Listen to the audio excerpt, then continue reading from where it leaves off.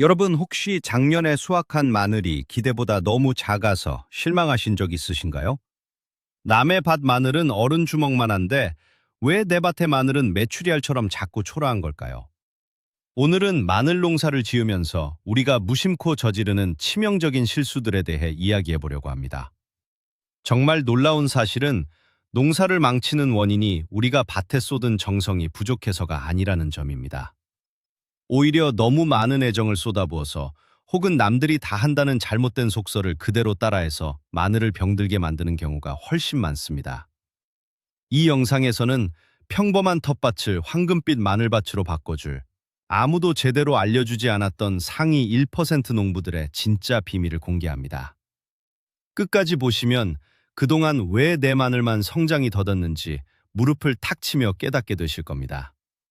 여러분이 알고 계시던 상식이 상산조각 날 수도 있으니 마음 단단히 먹으세요. 자, 여러분은 작년에 수확한 마늘의 크기가 얼마나 되셨나요? 댓글로 여러분의 텃밭 상황을 자랑하시거나 하소연해 주세요. 그럼 지금부터 진짜 마늘 이야기를 시작하겠습니다.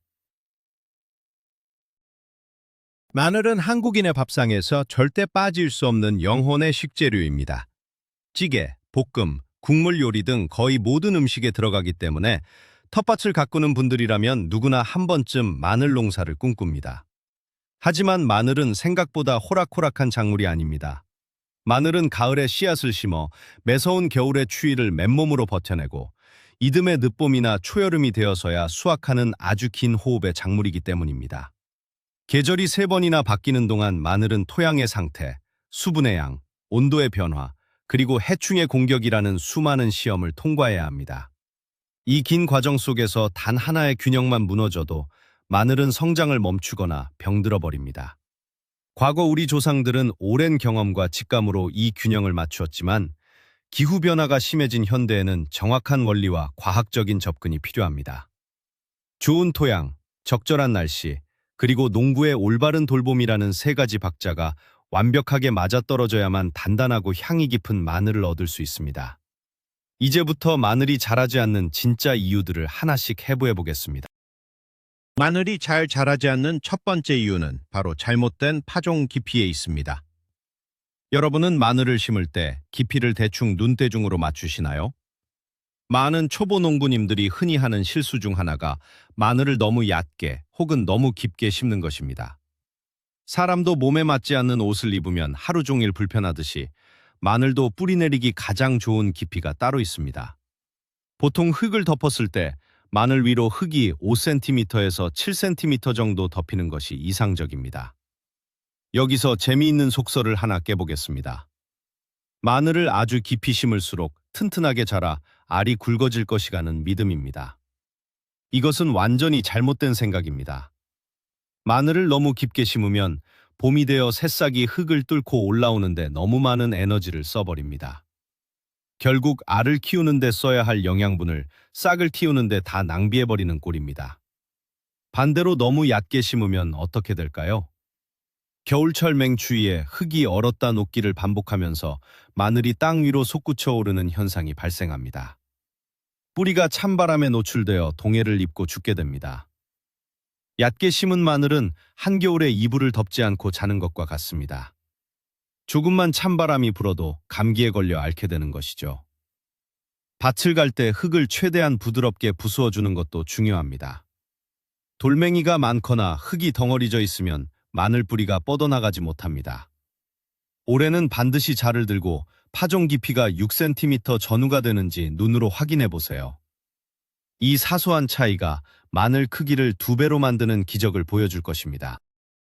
두 번째로 확인해야 할 것은 씨마늘의 상태와 껍질을 까는 방식입니다. 마늘 농사의 시작은 좋은 씨앗을 고르는 것입니다. 여러분은 심기 전에 마늘 껍질을 얼마나 벗기시나요? 흔하게 퍼져 있는 잘못된 오해를 하나 짚고 넘어가겠습니다. 흙 속에 들어가면 어차피 썩을 테니 껍질을 완전히 벗겨서 하얀 속살이 드러나게 심어야 싹이 빨리 튼다는 생각입니다. 이것은 마늘을 2번 죽이는 치명적인 실수입니다. 마늘의 얇은 겉껍질은 사람으로 치면 추위와 세균을 막아주는 튼튼한 방패와 같습니다. 이 껍질을 모두 까서 맨몸으로 차가운 흙에 넣으면 토양 속 곰팡이와 세균의 공격에 무방비로 노출됩니다. 싹이 트기도 전에 땅속에서 썩어버릴 확률이 높아집니다. 마늘을 쪼갤 때는 맨 바깥쪽의 두꺼운 줄기와 지저분한 껍질만 가볍게 벗겨내고 알맹이를 감싸고 있는 속껍질은 반드시 남겨두어야 합니다. 상처에 밴드를 붙인 것처럼 이 껍질이 보호막 역할을 해줍니다. 또 하나 중요한 것은 씨마늘의 크기입니다. 유전자의 법칙은 식물에게도 적용됩니다. 작고 병든 씨마늘로는 절대 왕마늘을 키워낼 수 없습니다. 밥을 지을 때 쌀이 좋아야 밥맛이 좋은 것과 같은 이치입니다. 씨마늘을 고를 때는 상처가 없고 묵직한 것을 선택해야 합니다. 작년에 수확한 것 중 가장 작고 못생긴 것을 씨마늘로 남겨두셨다면 올해 농사는 시작부터 절반은 실패한 것입니다. 최고의 마늘을 얻고 싶다면 가장 튼실한 마늘을 씨앗으로 양보하는 결단력이 필요합니다.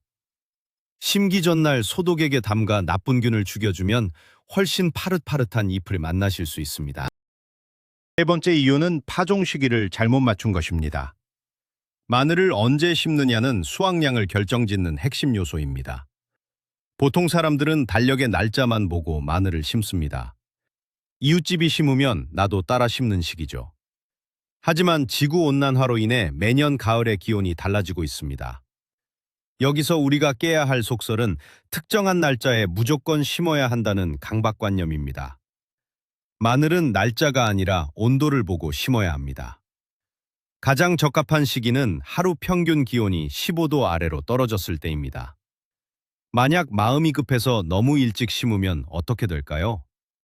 가을 날씨가 너무 따뜻해서 마늘이 겨울이 오기도 전에 잎을 길게 자라게 만듭니다. 이렇게 훌쩍 자란 잎은 한겨울 영하의 추위를 견디지 못하고 얼어 죽고 맙니다. 사람으로 치면 한겨울에 반팔을 입고 밖에 나가는 것과 같습니다. 반대로 너무 늦게 심으면 땅이 꽁꽁 얼어붙어 뿌리를 제대로 내리지 못한 채 겨울을 맞이하게 됩니다. 뿌리가 없는 마늘은 봄이 와도 영양분을 빨아들이지 못해 성장이 멈춰버립니다. 따라서 기상청의 일기예보를 유심히 살펴보고 날씨가 제법 쌀쌀해져서 얇은 외투를 입어야 할 때쯤 밭으로 나가는 것이 좋습니다. 지역마다 기온이 다르기 때문에 남부지방과 중부지방에 심는 시기가 한 달 가까이 차이 날 수도 있습니다. 달력을 믿지 말고 온도를 믿으셔야 합니다. 정확한 타이밍에 심어진 마늘은 겨울이 오기 전까지 튼튼한 뿌리만 살짝 내린 채 마치 겨울잠을 자는 곰처럼 에너지를 비축하게 됩니다. 이 타이밍이 바로 대풍년의 시작입니다. 네 번째 문제는 포양의 산성도, 즉 pH 수치입니다. 많은 분들이 비료만 많이 주면 작물이 알아서 잘 자랄 거라고 착각합니다. 하지만 마늘은 흙의 산성도에 엄청나게 예민한 까탈스러운 작물입니다. 마늘이 자라지 않는 밭의 흙을 검사해보면 대부분 산성 토양인 경우가 많습니다. 산성 흙에서는 마늘 뿌리가 영양분을 제대로 흡수하지 못합니다. 여기서 한 가지 미신을 타파해 보겠습니다. 산에서 긁어온 소나무 솔잎이 천연 비료라며 마늘밭에 잔뜩 덮어주는 분들이 계십니다. 솔잎은 토양을 강한 산성으로 만드는 주범입니다. 마늘에게는 복을 뿌리는 것과 마찬가지입니다. 마늘은 중성이나 약알칼리성 흙을 좋아합니다. 예를 들어 우리가 위산이 너무 많이 나오면 속이 쓰려서 밥을 제대로 소화하지 못하는 것과 같습니다. 흙이 산성이면 마늘은 위장병에 걸린 것처럼 시름시름 앓게 됩니다. 이 문제를 해결하는 가장 확실한 방법은 마늘을 심기 2주에서 3주 전에 석회 비료를 밭에 골고루 뿌려주는 것입니다. 석회는 흙의 산성을 중화시켜주는 천연 소화제 같은 역할을 합니다. 여기서 주의할 점은 반드시 심기 훨씬 전에 뿌려야 한다는 것입니다. 비료와 흙이 섞여서 화학 반응을 일으킬 충분한 시간이 필요하기 때문입니다. 석회를 뿌리고 밭을 갈아엎은 뒤 2주일 동안 가만히 내버려 두세요. 이 과정을 거친 흙은 마늘이 어떤 영양분이든 스펀지처럼 쪽쪽 빨아들일 수 있는 최고의 상태가 됩니다. 흙의 체질을 개선하지 않고 비료만 들이붓는 것은 밑빠진 독에 물붓기라는 사실을 명심하세요. 다섯 번째 원인은 물을 주는 방식에 있습니다. 농작물에 물을 주는 것은 식물을 사랑하는 가장 기본적인 표현이라고 생각하시죠. 하지만 마늘에게는 그 과도한 사랑이 독이 될 수 있습니다. 마늘이 자라지 않을 때 잎이 노랗게 변하는 것을 보고 무작정 물이 부족하다고 생각해서 매일 물을 들이붓는 분들이 정말 많습니다. 이것이 바로 마늘 농사를 망치는 지름길입니다. 마늘의 잎이 노랗게 변하는 이유는 물이 부족해서가 아니라 흙 속에 수분이 너무 많아서 뿌리가 숨을 쉬지 못하고 썩어가고 있기 때문인 경우가 훨씬 많습니다. 마늘 뿌리는 스펀지 조직과 비슷합니다. 스펀지가 물을 잔뜩 머금은 상태에서 계속 물을 부으면 썩어버리는 것과 같습니다. 흙 속에 산소가 부족해지면 뿌리는 질식해버립니다. 마늘밭에 물을 줄 때는 겉흙을 손가락으로 파보아서 2cm 깊이까지 완전히 바짝 말라 있을 때만 물을 흠뻑 주는 것이 정석입니다. 특히 겨울을 나고 봄이 되어 기온이 올라갈 때 수분이 많이 필요하지만 이때도 밭에 물이 고이지 않도록 배수로를 철저하게 파주어야 합니다. 물 빠짐이 나쁜 밭에서는 마늘알이 굵어지기는커녕 흐물흐물하게 녹아버립니다. 사람도 물을 너무 많이 마시면 물고문이 되듯이 식물에게도 적당한 갈증이 필요할 때가 있습니다. 마늘은 약간 건조하게 키울 때 스스로 물을 찾기 위해 뿌리를 땅속 깊이 뻗으며 훨씬 더 튼튼하고 강하게 자라납니다. 물조리개를 들고 밭으로 가기 전에 반드시 흙의 상태를 먼저 확인하는 습관을 들이셔야 합니다. 여섯 번째로 고려해야 할 것은 일조량, 즉 햇빛입니다. 너무나 당연한 이야기 같지만 의외로 밭의 위치 때문에 마늘 농사를 망치는 경우가 많습니다. 식물은 햇빛을 받아 광합성을 해서 잎을 키우고 그 영양분을 뿌리로 내려보내 마늘 알을 굵게 만듭니다. 그런데 텃밭 주변에 높은 담벼락이나 커다란 나무가 있어서 하루 종일 그늘이 지는 곳에 마늘을 심었다면 어떻게 될까요? 아무리 좋은 비료를 주고 물을 잘 맞춰도 마늘은 콩나물처럼 가늘고 길게 웃자라기만 할 뿐 절대 알이 굵어지지 않습니다. 마늘잎은 햇빛을 흡수하는 태양광 패널과 같습니다. 태양광 패널이 그늘에 가려져 있으면 전기를 전혀 만들어내지 못하는 원리와 똑같습니다. 간혹 오전에는 햇빛이 잘 들고 오후에는 그늘이 지는 곳은 괜찮을 거라고 생각하시는 분들이 있습니다. 이 속설도 반만 맞습니다. 마늘은 하루 최소 6시간 이상 강한 직사광선을 받아야 제대로 성장합니다. 만약 여러분의 밭이 구조적으로 그늘이 많이 지는 곳이라면 과감하게 마늘 농사를 포기하고 그늘에서도 잘 자라는 잎채소를 심는 것이 정신 건강에 좋습니다. 햇빛은 돈을 주고도 살 수 없는 가장 완벽하고 훌륭한 천연 영양제입니다. 봄철에 잎이 넓게 퍼지기 시작할 때 잎사귀 하나하나에 햇빛이 골고루 닿는지 꼼꼼히 관찰해 보세요. 만약 잎들이 햇빛을 찾기 위해 한쪽으로 쏠려 있다면 일조량이 부족하다는 확실한 증거입니다. 다음 농사 때부터는 밭에서 가장 해가 잘 들고 툭 트인 명당 자리를 마늘에게 양보하시기 바랍니다. 일곱 번째 이유는 봄철 웃거름, 특히 질소 비료를 주는 시기와 양의 문제입니다. 길고 긴 겨울잠에서 깨어난 마늘은 봄이 되면 폭발적으로 성장하기 시작합니다. 이때 농부들은 배가 고플 마늘을 위해 질소 성분이 많이 들어간 웃거름을 줍니다. 그런데 여기서 정말 큰 실수가 발생합니다. 비료를 많이 줄수록 알이 더 굵고 좋아질 것이라는 엄청난 착각입니다. 질소 비료는 식물의 잎과 줄기를 쑥쑥 자라게 하는 역할을 합니다. 만약 4월 중순이 넘어 마늘알이 굵어지는 시기에 질소 비료를 듬뿍 주면 무슨 일이 벌어질까요? 마늘은 뿌리로 영양분을 보내 알을 키우는 것을 멈추고 다시 잎사귀만 무성하게 키우는데 모든 힘을 쏟아붓습니다. 잎만 정글처럼 우거지고 정작 해보면 마늘알은 마늘종보다도 얇은 참사가 일어나는 것이죠. 사람으로 비유하자면 근육을 키워야 할 보디빌더에게 계속해서 설탕물만 먹여서 헛살만 찌우는 것과 같습니다. 봄철 웃거름은 반드시 마늘이 잎을 키우는 초기인 3월 초나 중순까지만 주어야 합니다. 4월 하순부터는 질소 비료를 완전히 끊어야 마늘이 위기의식을 느끼고 자손을 번식시키기 위해 뿌리에 집중적으로 영양분을 비축하기 시작합니다. 비료 포대를 들고 밭을 서성일 때 지금이 잎을 키울 시기인지 알을 키울 시기인지 냉정하게 판단해야 합니다. 너무 늦은 시기에 주는 넘치는 영양분은 오히려 마늘의 성장을 가로막는 무서운 독약이 된다는 사실을 절대 잊지 마세요. 여덟 번째는 인산과 칼륨 비료의 부족입니다. 방금 질소 비료를 끊어야 한다고 말씀드렸죠? 그렇다면 알이 굵어지는 시기에는 도대체 마늘에게 무엇을 먹여야 할까요? 바로 인산과 칼륨입니다. 이것이 상위 1% 농부들이 숨기고 있는 굵은 마늘의 핵심 비밀입니다. 질소가 식물의 키를 키우는 밥이라면 인산과 칼륨은 뼈대를 튼튼하게 하고 열매를 굵게 만드는 보약과 같습니다. 5월이 되어 마늘잎의 성장이 멈추고 뿌리가 비대해지는 시기가 오면 마늘은 엄청난 양의 칼륨을 요구합니다. 이때 많은 초보 농부들은 잎이 누렇게 변해가는 것을 보고 병에 걸렸거나 영양 부족이라고 착각해서 다시 질소를 뿌리는 치명적인 실수를 저지릅니다. 자연스러운 노화 현상을 질병으로 오해하는 것이죠. 이 시기에는 질소 성분이 없고 칼륨과 인산만 들어있는 전용 비료나 영양제를 잎에 직접 뿌려주거나 흙에 녹여주어야 합니다. 몸을 키우는 운동선수가 시합 직전에 탄수화물을 줄이고 고단백질을 섭취하며 근육의 선명도를 높이는 것과 완벽하게 같은 원리입니다. 칼륨은 마늘잎에 남아있는 광합성 산물을 뿌리로 쫙쫙 밀어내어 저장하게 만드는 배달부 역할을 합니다. 칼륨이 부족하면 배달부가 파업을 한 것처럼 영양분이 뿌리로 내려가지 못해 마늘알이 속이 텅 빈 것처럼 엉성해집니다. 수확 한 달 전부터 인산 칼륨 비료를 꼼꼼하게 챙겨주는 것만으로도 마늘 한 알의 무게와 단단함이 몰라보게 달라진다는 것을 직접 경험해 보시기 바랍니다.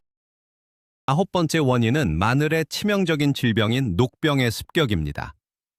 봄이 무르익고 비가 자주 내리기 시작할 때 밭에 가보면 마늘잎에 붉고 노란 녹가루 같은 반점들이 다닥다닥 붙어 있는 것을 볼 수 있습니다. 쇠파이프에 붉은 녹이 쓴 것 같다고 해서 녹병이라고 부릅니다. 이 병에 걸리면 마늘잎이 광합성을 하지 못하고 까맣게 말라 죽어버립니다. 여기서 흔히 하는 최악의 대처법이 있습니다. 병든 잎을 손으로 똑똑 따내어 바닥에 버리는 것입니다. 눈에 보이는 병든 잎만 제거하면 병이 나을 거라는 아주 순진하고 치명적인 오해입니다. 녹병은 무서운 전염성을 가진 곰팡이 포자입니다. 손으로 잎을 따서 바닥에 던지는 순간 수억 개의 포자가 공기 중으로 흩어져 온 밭의 마늘을 순식간에 감염시킵니다. 불이 난 곳에 휘발유를 뿌리는 것과 다를 바가 없습니다. 녹병은 이미 발생하고 나면 치료하기가 매우 어렵습니다. 장마철 눅눅하고 습한 벽지에 곰팡이가 한번 피면 잘 지워지지 않는 것과 같습니다. 따라서 녹병은 무조건 예방이 최우선입니다. 4월 중순 이후 비가 오기 전으로 반드시 마늘 전용 살균제를 미리 잎에 골고루 살포해 주어야 합니다. 방수 코팅을 하듯이 잎 표면을 미리 보호해 두는 것이죠. 만약 밭에 녹병이 생겼다면 절대 맨손으로 만지지 말고 병든 개체를 뿌리째 뽑아 밭에서 아주 멀리 떨어진 곳에 묻거나 불태워야 합니다. 비가 잦고 안개가 많이 끼는 날씨가 계속된다면 마늘밭을 매일 아침 저녁으로 순찰하며 녹병의 조짐이 없는지 철저하게 감시해야 합니다. 10번째로 마늘을 괴롭히는 무서운 적은 바로 고자리파리라는 해충입니다. 잎은 멀쩡해 보이는데 어느 날 갑자기 마늘이 땅바닥으로 푹 쓰러져서 죽어가는 경우가 있습니다. 놀라서 마늘을 쑥 뽑아보면 뿌리는 온데간데 없고 징그러운 하얀 구더기들이 마늘 밑동을 갉아먹고 있는 것을 발견하게 됩니다. 이것이 바로 고자리파리의 애벌레입니다. 도대체 이 벌레들은 어디서 나타난 걸까요? 범인은 바로 완전히 썩지 않은 벌숙성된 퇴비입니다. 밭을 만들 때 냄새가 고약하게 나는 미숙 퇴비를 뿌리면 흙 속에서 가스가 발생하며 특유의 썩는 냄새를 풍깁니다. 많은 분들이 이 고약한 거름 냄새가 나야 농사가 잘 될 것이라고 굳게 믿지만 이것은 파리들을 불러 모으는 초대장이나 다름없습니다. 똥파리가 냄새를 맡고 날아와 알을 낳고 가는 것이죠. 애벌레들은 태어나자마자 가장 부드럽고 맛있는 마늘의 뿌리부터 아삭아삭 씹어 먹습니다. 마치 치아 뿌리에 심각한 충치가 생겨서 음식을 씹지 못하는 것과 똑같습니다.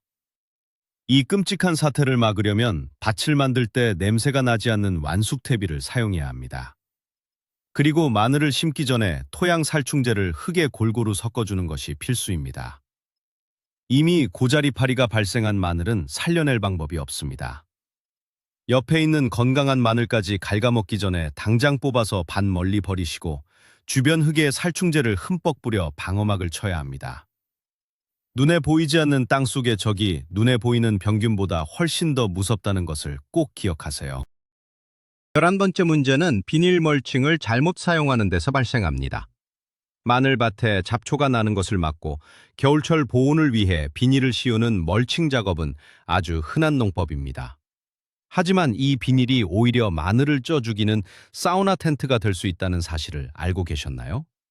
보통 잡초를 막기 위해 검은색 비닐을 많이 사용하거나 온도를 높이기 위해 투명 비닐을 씌웁니다. 문제는 봄이 되어 기온이 20도 가까이 쑥쑥 올라가는 4월 무렵에 발생합니다.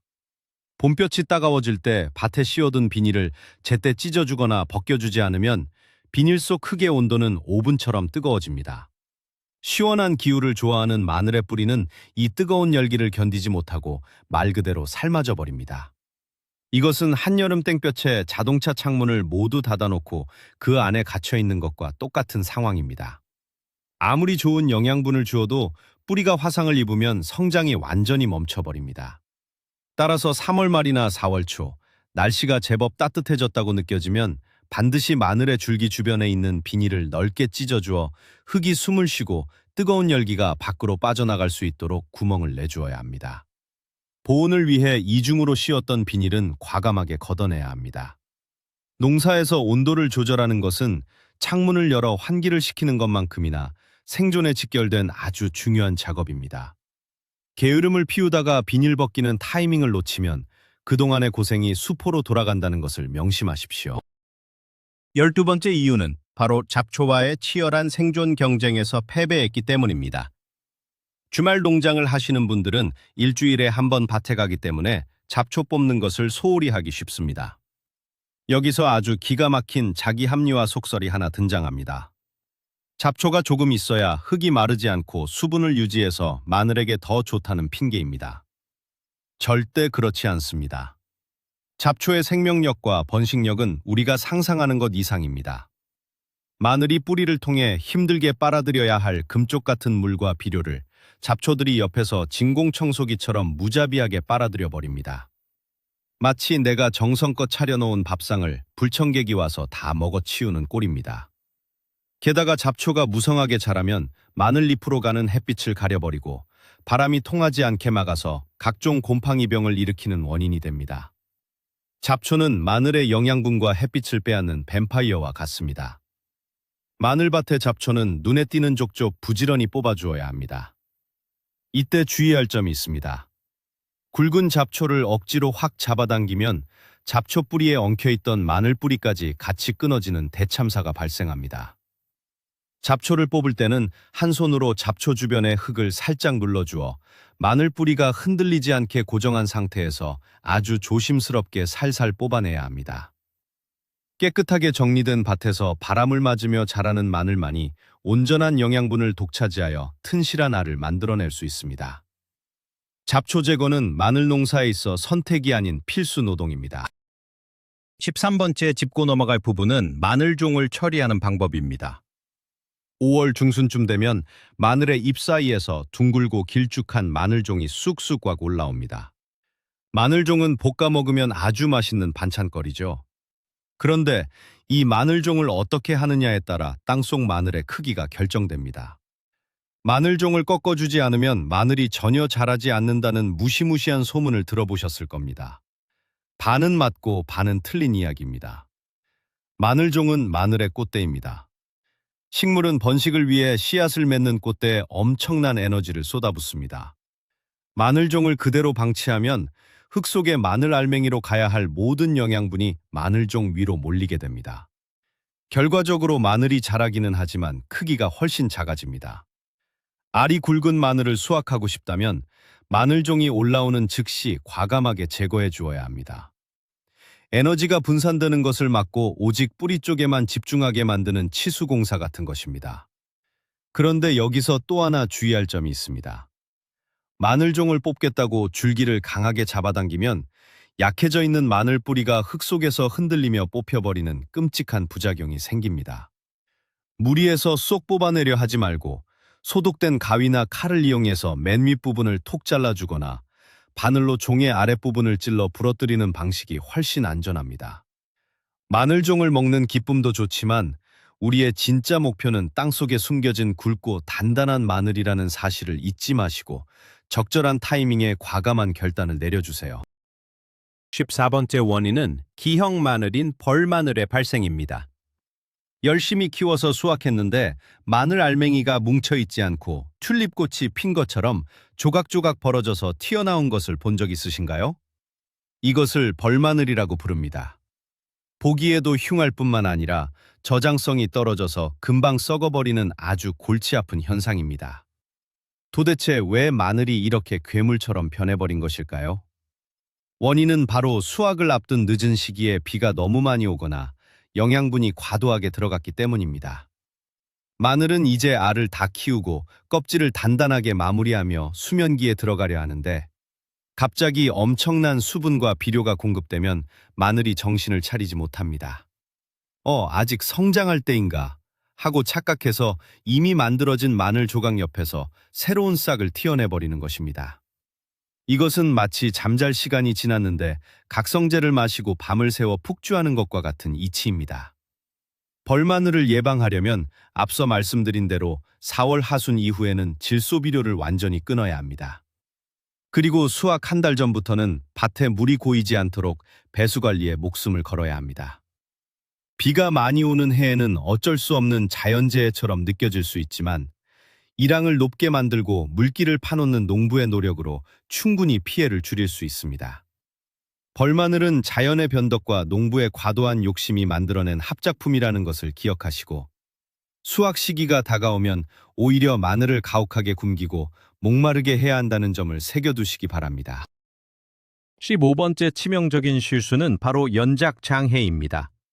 작년에 마늘이 아주 잘 자랐던 텃밭자리에 올해도 똑같이 마늘을 심으셨나요? 그렇다면 올해 마늘이 비실비실한 이유는 100% 연작 장애 때문입니다. 같은 종류의 작물을 매년 같은 자리에 심으면 토양 속에 엄청난 문제가 발생합니다. 식물마다 좋아하는 영양소가 다릅니다. 마늘이 매년 같은 흙에서 자라면 마늘이 좋아하는 특정 미네랄만 쏙쏙 다 빼먹어서 흙이 텅텅 비어버리게 됩니다. 더 큰 문제는 질병입니다. 마늘에 기생하는 병균과 벌레들이 작년에 남겨둔 뿌리와 흙 속에 숨어 있다가 올해 또 마늘이 들어오면 신이 나서 잔치를 벌이며 공격합니다. 여기서 나오는 잘못된 해결책이 바로 비료를 작년보다 2배로 뿌리면 된다는 착각입니다. 비료를 더 넣는다고 해서 토양 생태계에 무너진 균형이 돌아오지 않습니다. 오염된 방에 방향제만 뿌리는 것과 같습니다. 이 문제를 해결하는 가장 아름답고 과학적인 방법은 윤작, 즉 돌려짓기입니다. 작년에 마늘을 심었던 자리에는 올해 콩이나 배추 같은 완전히 다른 과의 작물을 심어야 합니다. 특히 콩을 심으면 콩뿌리에 있는 박테리아가 공기 중의 질소를 흡수해 흙을 다시 기름지게 만들어줍니다.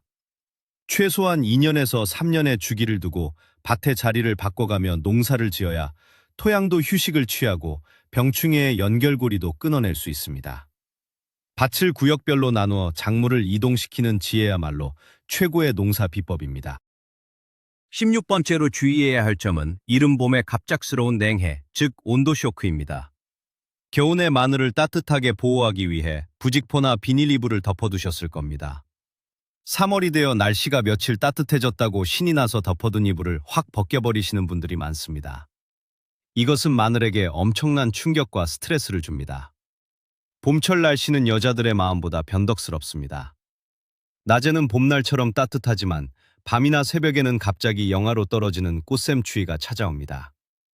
온실 속 화초처럼 자라던 연약한 마늘 새싹이 갑작스러운 새벽서리를 맞으면 세포벽이 파괴되어 잎이 하얗게 타버리듯 죽어버립니다. 사람으로 비유하면 한겨울에 패딩을 입고 있다가 날씨가 조금 풀렸다고 3월에 반팔 티셔츠 하나만 입고 나갔다가 독감에 걸리는 꼴입니다. 마늘에 씌워둔 덮개는 달력의 날짜를 보고 벗기는 것이 아닙니다. 기상청 예보를 확인하고 당분간 최저기온이 영하로 떨어지지 않을 것이 확실해질 때까지 참아야 합니다. 또는 한 번에 벗기지 말고 낮에는 살짝 걷어주어 바깥 공기에 적응하게 하고 밤에는 다시 덮어주는 순화 과정을 거치는 것이 가장 이상적입니다. 갓난아기를 다루듯이 세심하게 온도를 맞춰주어야 초기 성장의 골든타임을 놓치지 않을 수 있습니다. 농작물은 주인의 발자국 소리를 듣고 자란다는 말은 바로 이런 세심한 관찰과 정성을 의미하는 것입니다. 17번째 비밀은 마늘 특유의 맛과 향을 결정짓는 미량 원소, 바로 유황의 존재입니다. 마늘이 잘 자랐는데 막상 먹어보니 맵지도 않고 맹탕에 향도 없다면 무슨 소용이 있을까요? 마늘을 진짜 마늘답게 만드는 핵심 원소가 바로 유황입니다.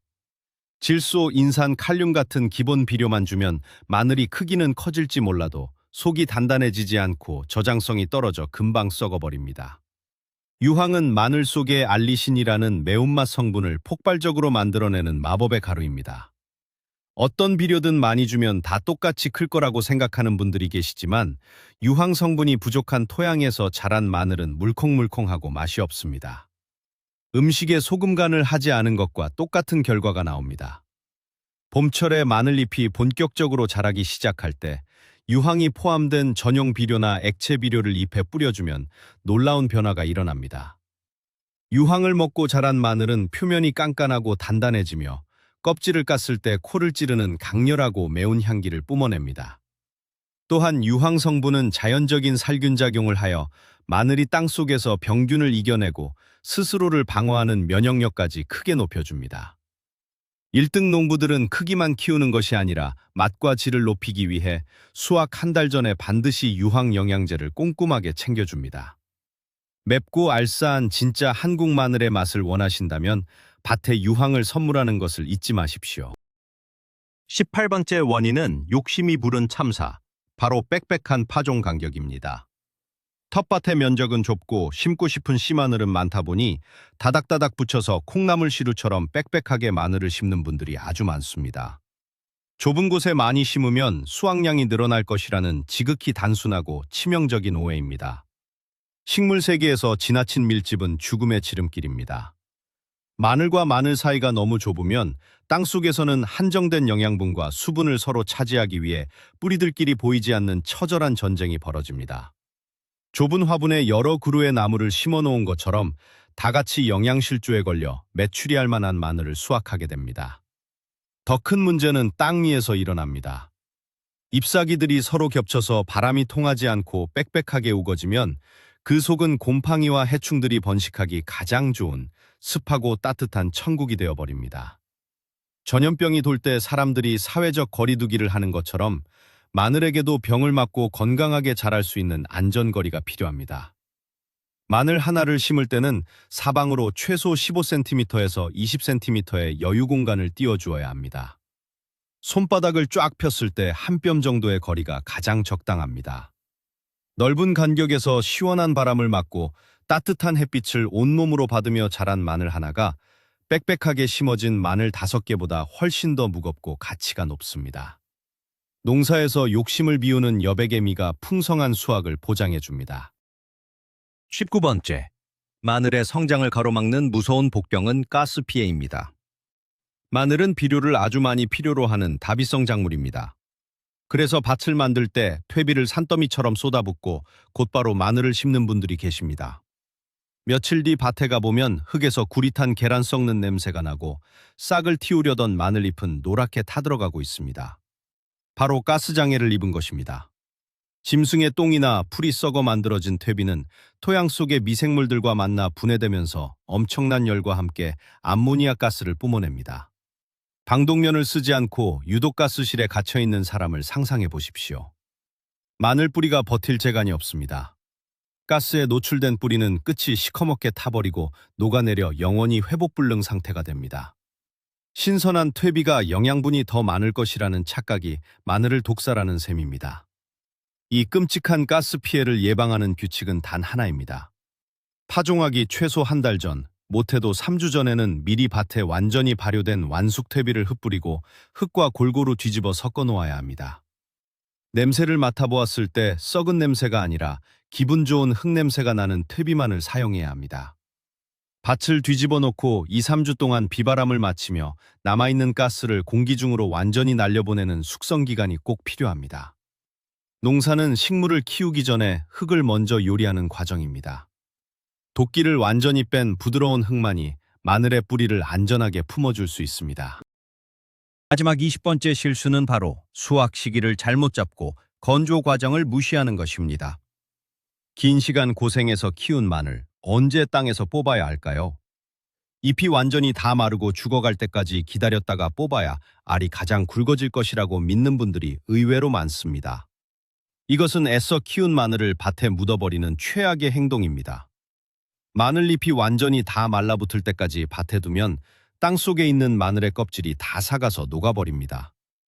이때 마늘 줄기를 잡고 당기면 마늘 알맹이들이 하나로 뭉쳐있지 못하고 흙 속에서 뿔뿔이 흩어져 조각나버립니다. 상품 가치도 잃고 저장도 불가능해집니다. 완벽한 수확 타이밍은 마늘의 아랫부분 잎과 줄기가 절반에서 3분의 2 정도 노랗게 말라 들어갔을 때, 아직 푸른 기운이 조금 남아있을 때입니다. 맑은 날이 이틀 이상 지속되어 흙이 보송보송하게 말랐을 때 상처가 나지 않게 조심스럽게 파내야 합니다. 캐낸 후의 과정도 똑같이 중요합니다. 밭에 마늘을 널어놓고 뜨거운 태양빛 아래서 바짝 말려야 세균이 죽는다는 속설이 있습니다. 땡볕에 마늘을 직사광선으로 말리면 화상을 입어 조직이 무너지고 금방 썩어버립니다. 수확한 마늘은 흙을 가볍게 털어내고 그늘지고 바람이 쌩쌩쌩 잘 통하는 서늘한 곳에 매달아 천천히 말려야 합니다. 이 건조 과정을 큐어링이라고 하는데, 겉껍질을 질기고 단단하게 만들어 마늘을 1년 내내 썩지 않고 보관할 수 있게 해주는 마법의 마무리 작업입니다. 끝날 때까지 끝난 게 아니라는 것을 꼭 기억하세요. 오늘 마늘 농사를 망치는 20가지의 치명적인 이유들에 대해 알아보았습니다. 아마 영상을 보시면서 내가 작년에 이래서 실패했구나 하고 무릎을 치신 분들이 많을 겁니다. 여기서 가장 충격적이고 중요한 사실 하나를 말씀드리겠습니다. 우리가 무심코 남들을 따라 했던 과도한 비료주기, 물주기, 잦은 손길이 오히려 마늘을 망치고 있었다는 점입니다. 마늘 농사의 진짜 비밀은 무언가를 더 많이 해주는 것이 아니라 식물이 스스로 자라날 수 있는 완벽한 환경을 미리 만들어주고 조용히 기다려주는 농부의 묵묵한 인내심에 있습니다. 흙의 성질을 이해하고 시기에 맞는 정확한 영양분만 공급하며 잡초와 병해충으로부터 지켜주기만 한다면 자연은 반드시 굵고 매운 왕마늘로 보답할 것입니다. 올해는 오늘 알려드린 방법들을 하나씩 적용해 보시면서 그동안의 실패를 완벽한 성공으로 바꾸는 짜릿한 기쁨을 누려보시길 바랍니다. 영상이 여러분의 텃밭 가꾸기에 조금이라도 도움이 되셨다면 잊지 마시고 구독과 좋아요를 꾹 눌러주세요. 여러분의 응원이 더 좋은 농사 꿀팁을 만드는 가장 큰 힘이 됩니다. 자, 마지막으로 여러분께 질문 하나 드릴게요. 여러분이 마늘 농사를 지으면서 겪었던 가장 어이없는 실수나 뼈아픈 실패 경험은 무엇이었나요? 댓글로 여러분의 생생한 텃밭 시트콤을 들려주세요. 함께 웃고 배우며 다음 농사를 준비해 봅시다. 끝까지 시청해 주셔서 진심으로 감사합니다.